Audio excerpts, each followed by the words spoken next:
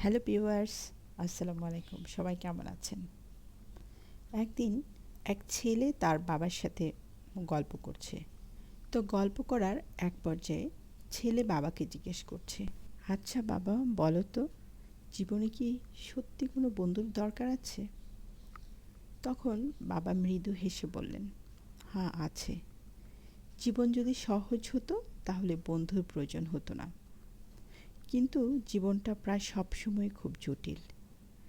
তোমার পাশে এমন একজন মানুষ থাকা উচিত যার সাথে তুমি মন খুলে কথা বলতে পারো, যার কাছে তুমি তোমার দুঃখগুলো শেয়ার করতে পারো, যে তোমাকে বিচার না করে ভরসা দেবে, যার কাঁধে মাথা রেখে তুমি কাঁদতে পারবে, সে তোমাকে ভয়ের মাঝে সাহস দেবে।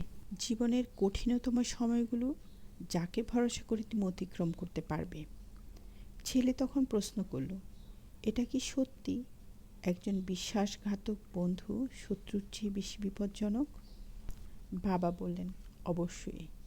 কারণ শত্রুকে সহজেই চেনা যায়, যার ফলে তার থেকে নিজেকে রক্ষা করাও সহজ হয়। কিন্তু বিশ্বাসঘাতক বন্ধু তোমার সব দুর্বলতা জানে বলেই বুঝতে পারে কিভাবে তোমাকে পিছন থেকে ছুরি মারতে হবে। এবার ছেলেটি তার বাবার কাছে জানতে চাইল, আমি কিভাবে বিশ্বাসঘাতক বন্ধুদের এড়িয়ে চলতে পারি বলো তো বাবা।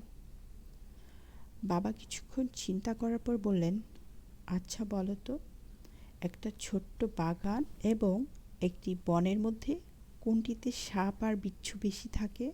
ছেলে সাথে সাথেই উত্তর দিল, বাবা, বাগানের তুলনায় বনের মধ্যে বেশি সাপ আর বিচ্ছু থাকে। বাবা তখন ছেলের মাথায় হাত রেখে বললেন, একদম ঠিক বলেছ বাবা, ঠিক সেটাই। আমি বলি কি, বৃত্ত ছোট রেখে চলো।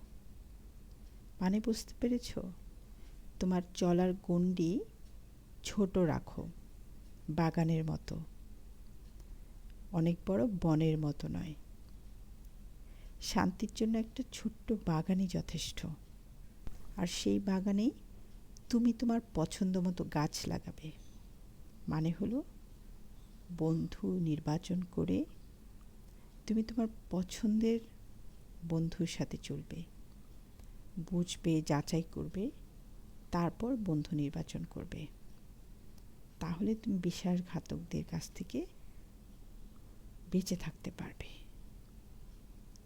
যখন তোমার বনে অনেক গাছ থাকবে, কোনটা যে আগাছা, কোনটা যে পরগাছা, কোনটা যে বিষাক্ত, কোনটা যে বিশ্বাসঘাতক বুঝতে পারবে না। ধন্যবাদ সবাইকে।